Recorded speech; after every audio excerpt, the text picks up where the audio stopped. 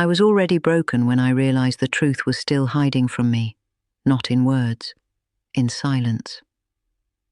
Someone I trusted with my life made sure I lost more than love. I lost my security. I lost control. I lost the version of myself that believed honesty lived close to home. Nothing dramatic happened that day. No shouting, no scenes. Just a weight in my chest that would not move. I felt small, disposable, legally erased without my consent. Everything I worked for started slipping away while I was still trying to understand what I was grieving. My future felt edited by someone else's pen. I did not confront anyone.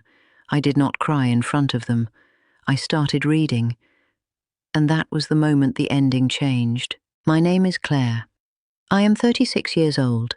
I used to believe I was predictable in a good way, the kind of person who built a life brick by brick and trusted that nothing would collapse if I kept my hands steady. I liked structure. I liked knowing what came next. I believed discipline protected you from loss.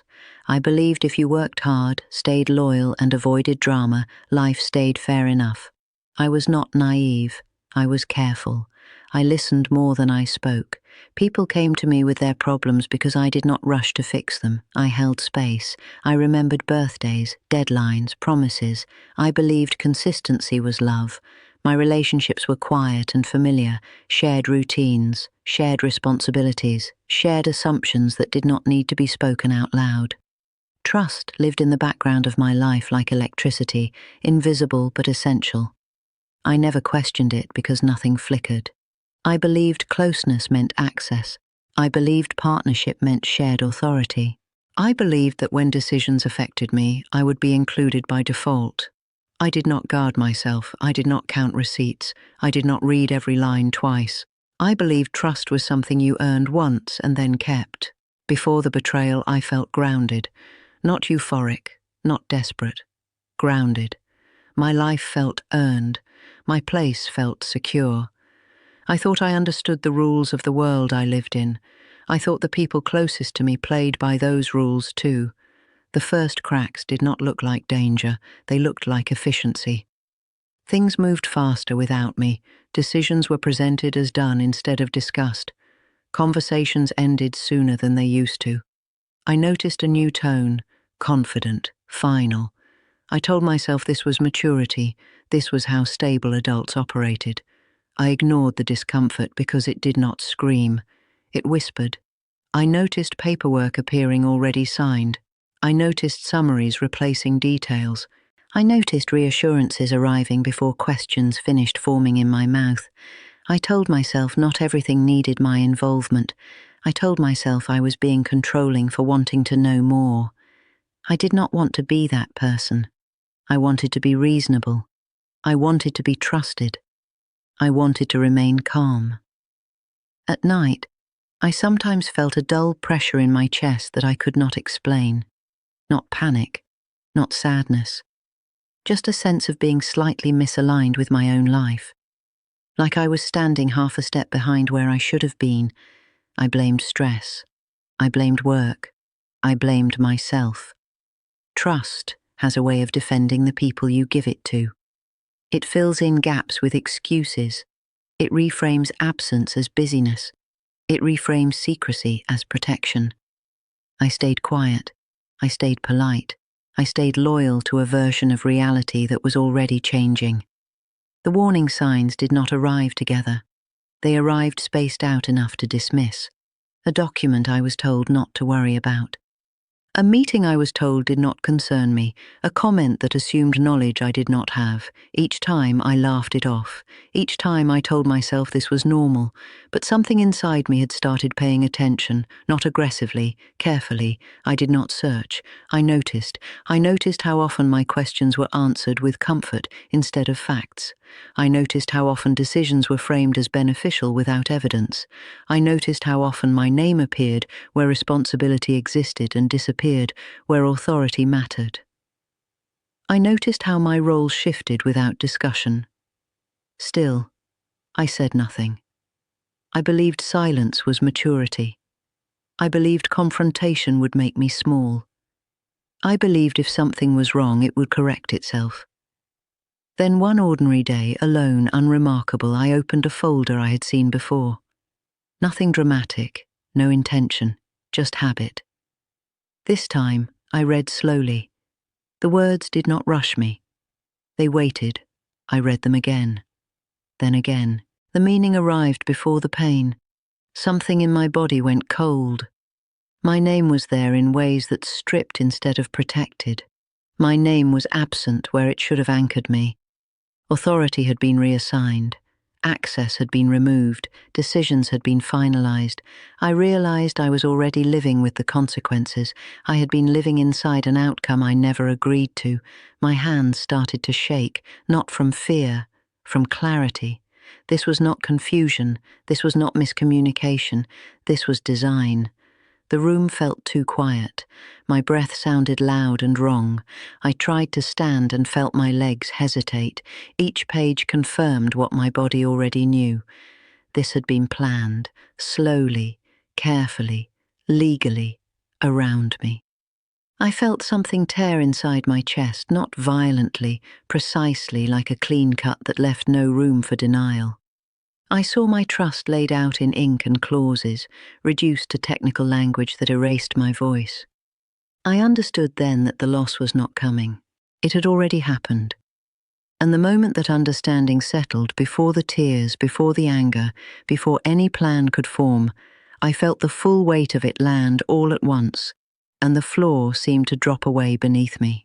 I sat there for hours after that first discovery, feeling the air press against my chest as if the room itself knew it had witnessed something irreversible. My hands were still trembling when I finally forced myself to breathe. The initial shock had dulled into a low, gnawing ache that refused to leave. I kept thinking about the life I had believed in, the routines I had trusted, the people I had relied on. Every familiar corner of my day suddenly felt like a stranger's house, decorated with someone else's choices. I realized that the consequences were not only emotional, they were financial, legal, and tangible. Accounts I had opened together now required approvals I did not have. Investments I thought were secure were liquidated or moved. Funds I had counted on for the future were being rerouted quietly, systematically, without a conversation, without a warning. Each number I read on the statements felt like a betrayal in itself, a proof that my life had been rewritten while I slept. The first twist came the next morning when I discovered a set of documents I had never seen before. Contracts and letters, carefully filed, referenced arrangements I had no memory of signing. They bore my signature, but not my hand. It was subtle enough that a casual observer might have assumed I had overlooked them, but I knew every pen I had ever put to paper. Someone had forged my consent. The realization hit like ice. Everything I thought I had controlled, our home, our finances, even small professional decisions, had been quietly redirected under my name. The legality of it left me paralyzed. I wanted to scream, to confront, but the voice in my head whispered that doing so would only expose my ignorance. That whisper was crueler than any words I could speak. The second revelation came when I checked email records. Hidden correspondence revealed transfers and approvals that had bypassed me entirely. Someone close had been negotiating contracts and agreements I had assumed were joint decisions. The messages were polite, professional, even warm, but the content was deliberate, precise, and personal in its impact. Each email was a calculated step away from the life I thought I shared with them. My trust had been weaponized. I could not stop staring at the screen, each click uncovering more of what I had been denied. Every thread of communication revealed planning that had been ongoing for months, maybe years. I felt both foolish and violated, unable to comprehend how someone I relied on could have orchestrated such a quiet, meticulous betrayal. By midweek, the fallout extended into my reputation. Colleagues and associates had been informed of decisions before I was. Public-facing announcements were crafted to make me appear uninvolved, incompetent, or indecisive. People I had counted on for support now looked at me differently, politely avoiding my gaze, referencing decisions I had supposedly made. I could not explain. I could not clarify. I was trapped inside a perception I had no power to alter. The combination of financial loss and reputational damage left me raw and disoriented. I questioned myself constantly. Had I missed signals? Had I been careless? Did my passivity invite this? Every memory, every small oversight I had brushed aside now felt like a personal failing, a contribution to the betrayal I was living through. The third twist came as I reviewed personal files, photographs, and journals I had assumed were private. They had been accessed, copied, and redistributed to create narratives I did not recognize. The betrayal was not only legal and financial, it was intimate. Personal histories had been weaponized. I could feel the violation physically, a cold pressure behind my ribs, as if the air itself had turned against me. Someone had studied my patterns, my routines, the moments I believed were mine alone. The precision was terrifying. I realized I had been invisible only in the sense that no one had needed to include me. They already had the control. Each discovery left me hollow, yet angrier in a quiet, methodical way, sharpening my focus rather than breaking me entirely. By the weekend, I discovered another layer, a hidden partnership in an enterprise I had assumed we were building together. The legal structure had been rewritten so that my access was limited, my voice excluded, my influence erased. I had thought we were equals. I had thought shared ownership implied shared responsibility. Instead, someone had created a parallel system, keeping me off the record while continuing to benefit from my labor, knowledge, and trust. It was a betrayal that cut deeper than finances because it touched my identity. I had believed I was a partner, a contributor, a decision-maker. The documents proved I was now an observer. The shift was subtle, almost polite, but the intention was clear. I had been removed without confrontation, without acknowledgement, as though I had never existed in the role I had lived. Self-doubt became unbearable. I replayed every interaction in my mind, every decision I had trusted to someone else. Did I misread signals? Did I give too much leeway? Did I fail to notice the red flags because I wanted to believe in stability too badly? I scoured my own behavior for errors, as if by identifying a flaw in myself I could understand, forgive, or at least contextualize the betrayal. But the deeper I looked, the less I found in myself and the more I saw in them. Careful planning, deliberate concealment, calculated execution. The guilt I felt was paradoxical. I had done nothing wrong, and yet I felt complicit simply by being unaware, by trusting the wrong person in the wrong way. The fourth revelation was the most personal. I found correspondence between the betrayer and someone I had trusted outside the house, someone who had been a mentor and friend. They had been complicit, intentionally or unknowingly, in concealing my removal from decisions, in supporting the narrative that I was incapable or uninvolved. Reading their words, polite and measured, I realized I had been isolated in plain sight. I had not been paying attention because I trusted everyone in my orbit. That trust had been exploited systematically. The intimacy of the betrayal made my stomach turn. It was not only someone close to me, it was people I had extended my faith to, who I had thought would act in my best interest. They had not. My world, carefully ordered and assumed safe, had become a web of deliberate exclusion. By the time I processed the first few days of revelations, the emotional weight was crushing. I could not eat, could not sleep, could not focus. Every familiar object and routine felt like a reminder of what had been taken. I walked through rooms and recognized them but did not feel them as mine. I heard conversations and realized I was not included. I read agreements and contracts that bore my name but none of my consent. I was present but irrelevant, acknowledged but powerless. The combination of confusion, anger, and grief made it hard to breathe. My mind oscillated between disbelief and a meticulous analysis of every possible course of action, every proof I could gather, every step that could protect me. The fifth and final twist in this period arrived when I discovered a personal bank account I had thought was private had been emptied, redirected, and absorbed into joint accounts I no longer had control over. Small amounts at first, barely noticeable, then larger transactions. My savings, emergency funds, everything I had accumulated quietly for years, had been rerouted under the guise of legal convenience. The level of calculation was exhausting and infuriating. Whoever had done this had considered every contingency. I realized I could not trust any assumption about my finances, my decisions, my privacy. The betrayal was complete. Not only had I been removed from control, but every layer of my life that I had considered secure, identity, money, reputation, access, had been systematically attacked, rewritten, and hidden from me. I began questioning myself constantly. Had I been blind for too long? Was my own passivity responsible? Could I have prevented it if I had been more assertive? Each memory of trust now carried a sting. Each recollection of collaboration felt poisoned. I felt both rage and shame, anger and guilt. I felt isolated in my own life, surrounded by people who were close yet fundamentally removed from the truth. I could not share this with anyone.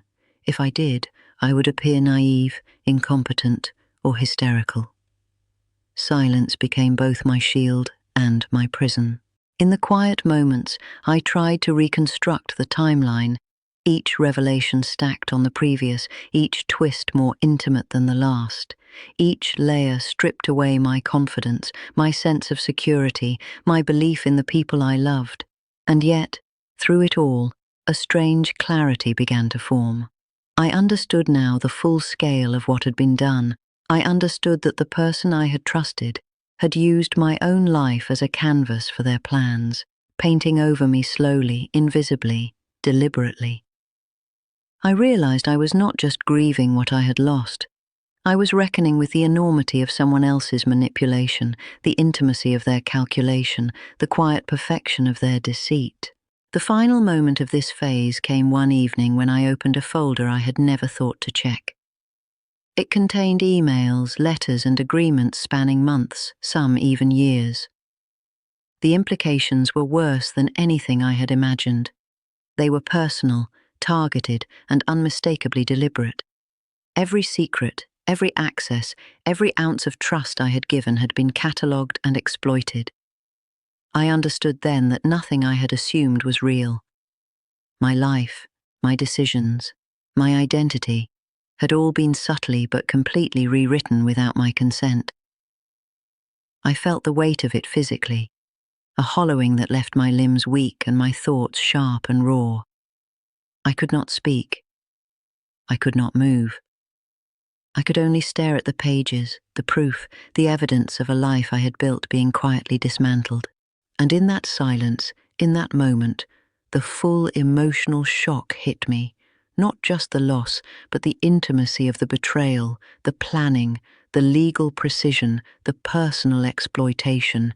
It was total, it was private, and it was undeniable. I sat there, breathing shallowly, staring at the evidence, feeling the gravity of my life having been quietly, deliberately stolen, and I realized with cold certainty that nothing could ever return to the way it had been. After that night, I stopped reacting and started watching, not because the pain faded, but because it settled into something heavier and more controlled, something that asked me to be still instead of loud. I learned how to breathe without giving anything away. I learned how to speak normally while my mind worked in parallel. I returned to routines that had once comforted me and let them become camouflage. I answered messages with calm language. I showed up on time. I smiled when expected. Inside, I was cataloguing everything. I replayed conversations with a new awareness. I listened for what was omitted instead of what was said. I noticed who assumed I did not know.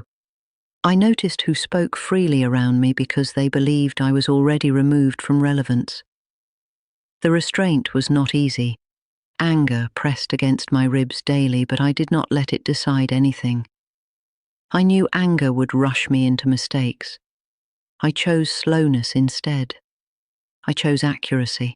I began gathering documents quietly, making copies of what I could legally access, reconstructing timelines with patience. I reviewed records late at night and early in the morning when no one expected me to. Each piece of information grounded me. It reminded me that this was not emotional chaos.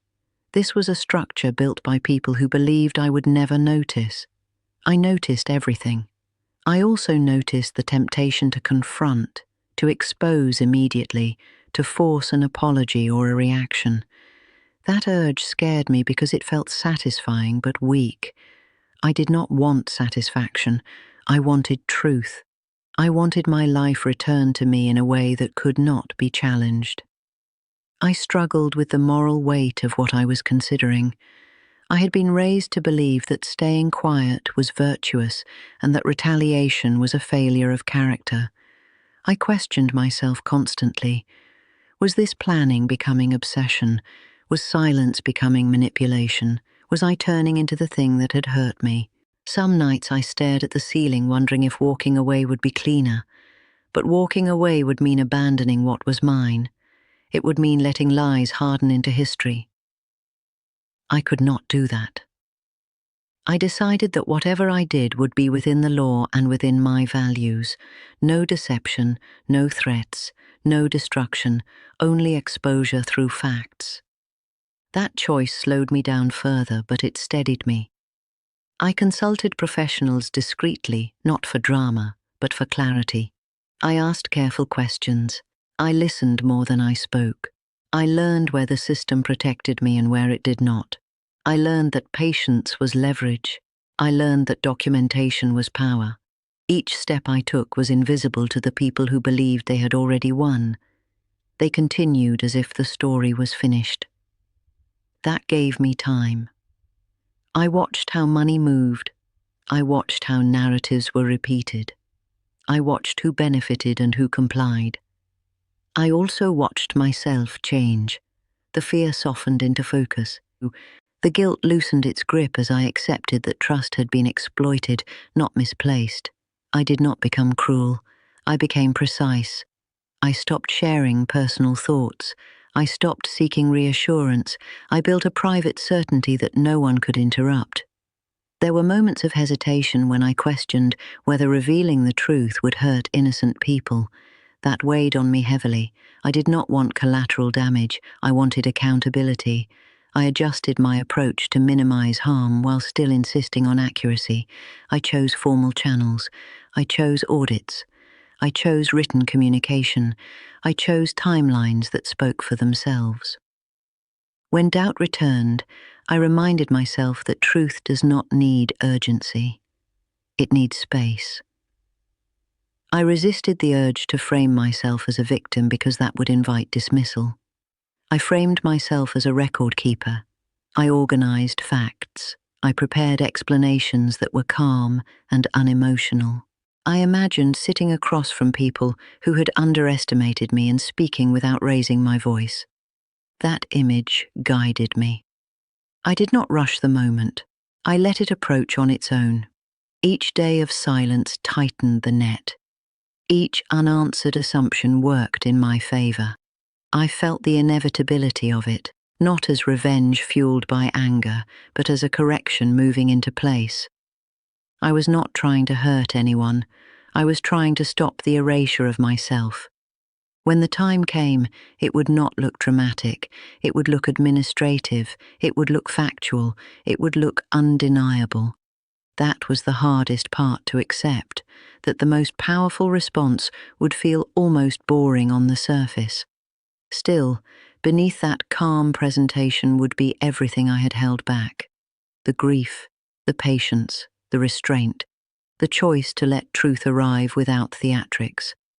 I understood then that revenge did not have to shout to be final. It only had to be accurate and complete. When the truth finally began to surface, it did not arrive all at once, and it did not need my voice to carry it. It moved through systems and records the way water finds cracks, slowly and without force. The first shift happened quietly when a routine review triggered questions that could not be brushed aside. Numbers did not align. Dates overlapped incorrectly. Approvals appeared without the proper authority. I was not the one who raised alarms. I simply provided documents when asked. I answered clearly. I answered once. I let the record speak. What followed felt almost unreal in its calmness. Meetings were scheduled that I was suddenly included in again. Emails arrived with cautious language. People began rereading agreements they had previously accepted without scrutiny. I watched from a distance as confidence softened into uncertainty. Explanations that once sounded smooth began to contradict one another. No one accused anyone openly. There was no dramatic confrontation. There was only a growing need to clarify, and clarification exposed gaps that could not be explained away. The second layer of truth emerged through timelines. When events were placed in order, intent became visible. Decisions that had been framed as spontaneous revealed careful sequencing. Transfers that were described as temporary revealed permanence. Each clarification required another. Each answer led to a new question. I remained steady. I did not push. I did not editorialize. I simply confirmed facts. I felt something strange during this phase. Not satisfaction. Relief. The weight of silence I had carried began to lift as responsibility shifted away from my shoulders and onto the evidence. People started to see that what had been presented as oversight was actually design. Trust did not collapse dramatically. It thinned. It weakened. It retreated. The third shift happened in social spaces. Quiet conversations replaced assumptions. Invitations changed. People who had once avoided eye contact now asked careful questions, not out of loyalty but out of self-protection. Reputation does not shatter loudly, it erodes. Confidence is replaced by caution. Authority becomes conditional. I watched as the betrayer adjusted their tone, less certain, more defensive, though never openly hostile. They sensed the ground moving beneath them but could not locate the source. That was the power of facts. They did not announce themselves. They accumulated. The fourth revelation unfolded through formal correspondence. Corrections were issued. Language was softened. Positions were revised. Nothing dramatic was admitted, but everything shifted. I was restored to rooms I had been removed from without explanation. Access returned not as an apology, but as a necessity. The story others had been told could no longer sustain itself under scrutiny. What struck me most was how quickly people adapted once truth became inconvenient to ignore. Loyalty proved shallow, alignment followed credibility. The consequences did not look like punishment, they looked like isolation. The betrayer began losing influence one decision at a time. Requests were delayed, proposals were questioned, authority was shared where it had once been absolute. Financial consequences followed naturally, audits expanded, controls tightened, accounts were restructured, nothing was seized, nothing was dramatic, but advantages disappeared, options narrowed, the quiet benefits of deception dried up. I did not need to demand anything. Systems corrected themselves once they were given accurate information. The most personal moment came when someone I had trusted approached me privately and admitted they had believed a version of events that no longer made sense. There was no apology that could undo what had been done, but there was acknowledgement, and that mattered more than I expected. As the weeks passed, the narrative changed without ceremony. What had once been presented as my disengagement was now understood as my exclusion. What had once been framed as efficiency was recognized as concealment. The betrayer tried to maintain composure, but the effort showed. Confidence without credibility is exhausting. They spoke less. They explained more. Each explanation invited further review. The lies did not explode, they collapsed inward. Contradictions tightened around them. The cost was not public humiliation, it was loss of trust, loss of ease, loss of control. and that was irreversible. I felt no urge to celebrate. What I felt was a steady return of myself. My voice mattered again because it was supported by proof. My presence no longer required justification. The consequences continued unfolding without my intervention. Opportunities moved elsewhere. Influence diminished. The space they once occupied grew smaller and quieter. I realized then that revenge had never been the right word. Correction was closer. Restoration. I had chosen truth over anger, and truth did what anger never could. It made the outcome permanent. By the time the final pieces fell into place, the quiet work I had carried out for months had done its job. I did not cheer. I did not announce my victory. I observed as the last layers of deception peeled away, slowly, inexorably, leaving nothing but fact behind. What had once seemed immovable, hidden behind politeness, assumed trust, and legal cover, had no choice but to stand exposed under scrutiny. People who had once deferred, assumed, or ignored the signs now had no illusions.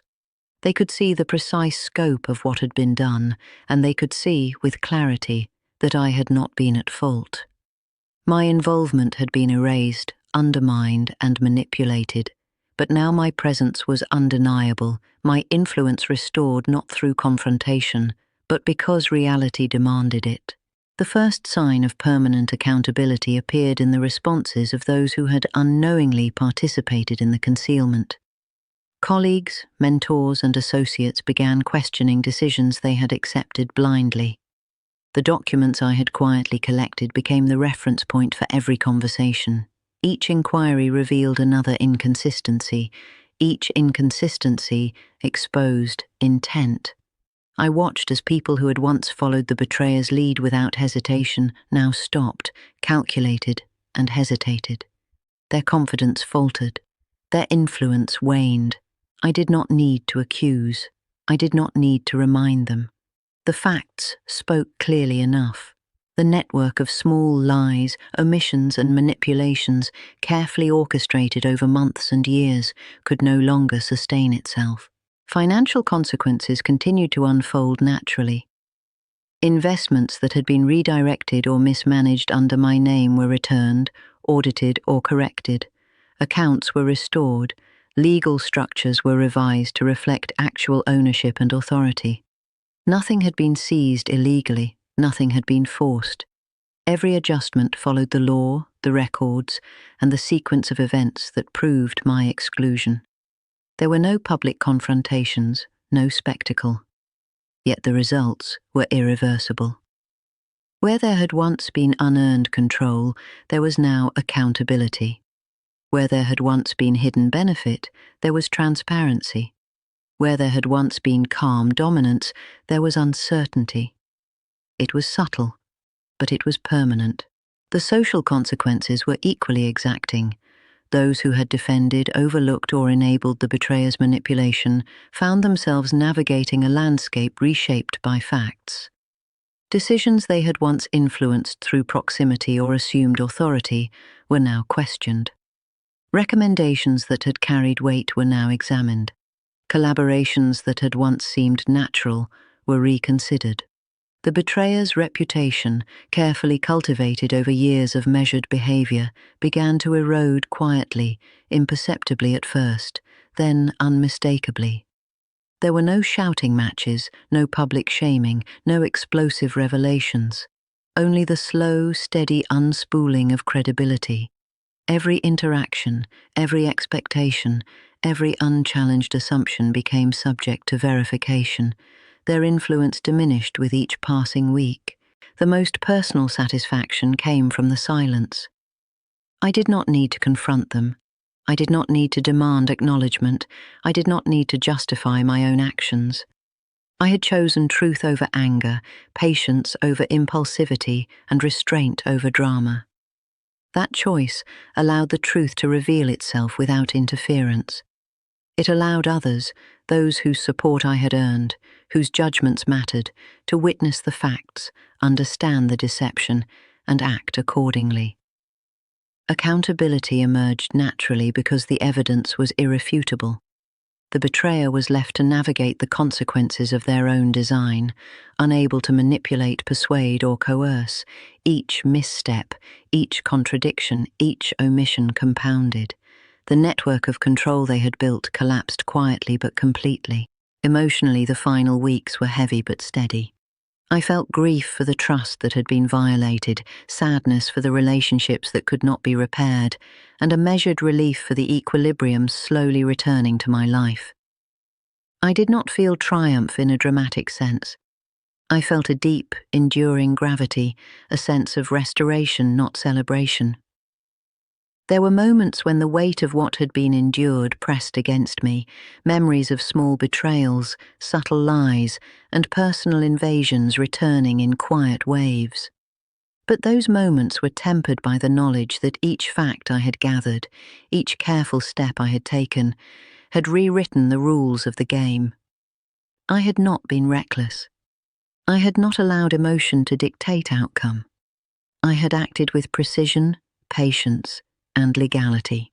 Over time, the consequences became unavoidable. Contracts were corrected, decisions were revisited, policies were clarified, ownership and authority were returned where they belonged. Opportunities that had been blocked or redirected were restored. The betrayer attempted to maintain composure, but the erosion of credibility was visible. People who had once deferred now asked questions. Advisors who had once nodded in agreement now required documentation. Friends and colleagues who had once looked the other way now took care to confirm every detail. The world they had constructed around the lie could no longer sustain itself. Every calculated advantage they had relied upon dissolved naturally under the weight of truth. One of the most profound shifts occurred in my own perspective. I no longer needed to dwell on anger or revenge. I did not need to justify my patience. The deliberate pace of truth's unfolding had removed any chance of rash mistakes. I had allowed facts to do the work that emotion could not. I had allowed law, evidence, and logic to dismantle the deception. I had allowed silence, observation, and restraint to operate as instruments of consequence. In doing so, I reclaimed control over my life and my narrative. There was a strange clarity in this methodical, quiet reclamation. It was not dramatic, but it was complete. Every interaction with the betrayer after this point carried a subtle weight. There was no threat in my demeanor. There was no accusation in my words, only acknowledgement of reality. They were aware of what had been exposed. They were aware that every lie, every omission, every calculated action had been documented and scrutinized. Their influence was diminished, their credibility was damaged, their reputation, once carefully curated, could not recover to its former strength. Attempts at persuasion or manipulation were met with calm, factual responses. The environment they had relied upon for control no longer existed. They were left with the consequences of their own design. One of the quietest, most emotionally resonant victories came from watching the social ecosystem adjust around them. People who had previously deferred, avoided scrutiny, or remained silent began to recalibrate their interactions. Respect, influence, and trust shifted naturally, aligning with factual authority rather than assumed power. The betrayer could not demand attention. They could not assert control. They could not leverage relationships built on deception.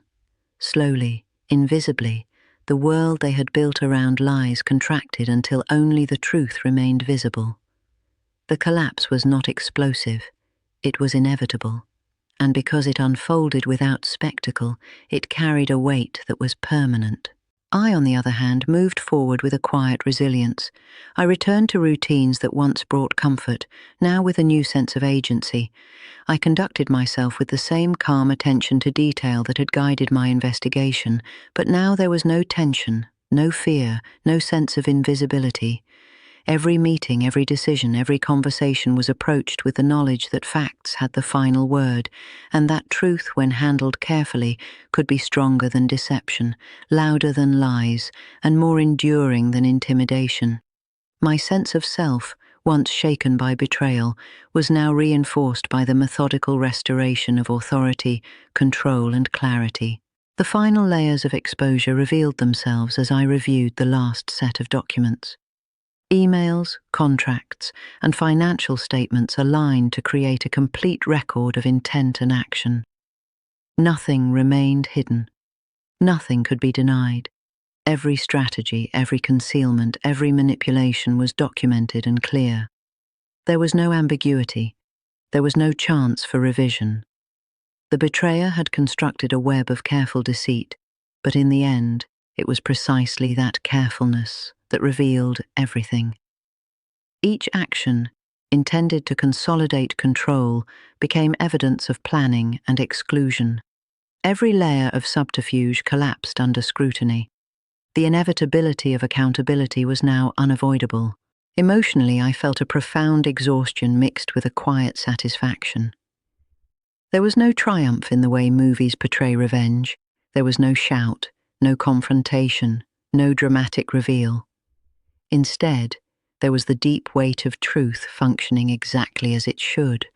Lies were visible for what they were. Reputation was corrected. Authority returned to its rightful place. Relationships rebuilt themselves on clarity rather than assumption.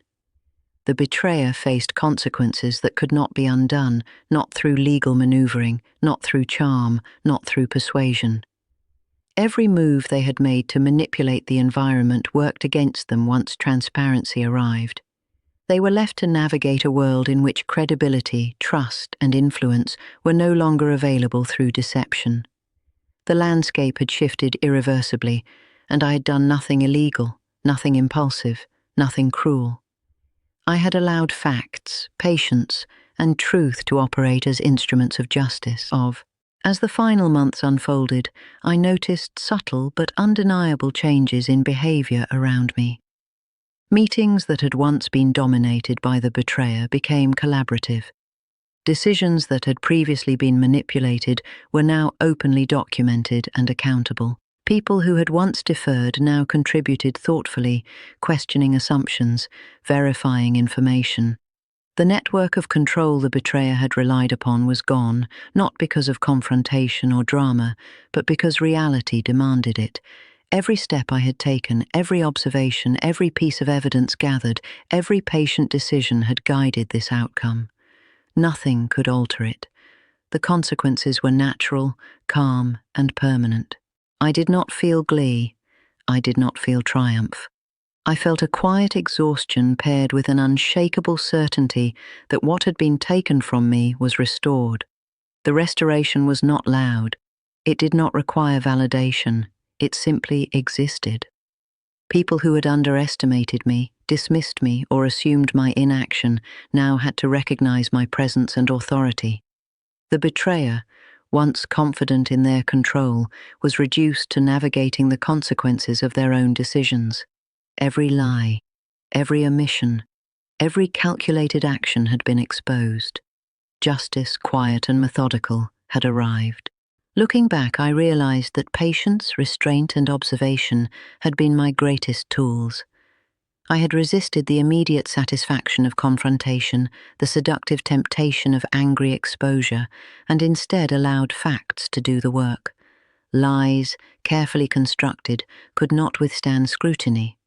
Manipulation, meticulously planned, could not survive transparency. Deception, even when backed by legal cover, crumbled under the weight of documentation and careful verification. I had chosen truth over anger, restoration over retaliation, clarity over spectacle, and that choice had created consequences that were absolute, inescapable, and undeniable. The final day of reckoning was quiet. No one shouted, no one staged a confrontation. The final piece of evidence was reviewed, confirmed, and archived. Decisions were corrected, authority was formally restored, financial discrepancies were resolved, social influence returned to its rightful structure. The betrayer acknowledged nothing, not out of pride but out of necessity. They had no narrative left that could survive scrutiny. Their network of control, influence, and trust had collapsed, quietly but irreversibly. The environment they had manipulated to their advantage had shifted beyond repair. I watched it happen calmly, without emotion, without a need for validation. In the end, the weight of the betrayal no longer pressed against me. I carried the lessons, the scars, and the knowledge that truth, when allowed the time and space to function, could dismantle even the most carefully constructed lies. The world had corrected itself through facts, documentation, and patient persistence. The betrayer faced consequences that could not be reversed. Restoration, not spectacle, had prevailed. I did not feel victory in the usual sense. I felt resolution, gravity, and finality. My life, my authority, my reputation, and my trust were no longer compromised. Every element of deceit had been accounted for, every lie corrected, every consequence unavoidable. And when the last document was filed, the last decision corrected, and the betrayer's influence quietly diminished to nothing, I sat in the stillness of my office, breathing the calm air, knowing with absolute certainty that nothing would ever threaten my life, my trust, or my authority in that way again. The truth had spoken. The consequences were complete. The lesson had been exact. And in that quiet, heavy clarity, I understood that some endings do not need fanfare to be unforgettable, they only need finality. I closed the folder, leaned back in my chair and whispered to myself, finally at peace. It was over, completely over, and nothing would ever change that.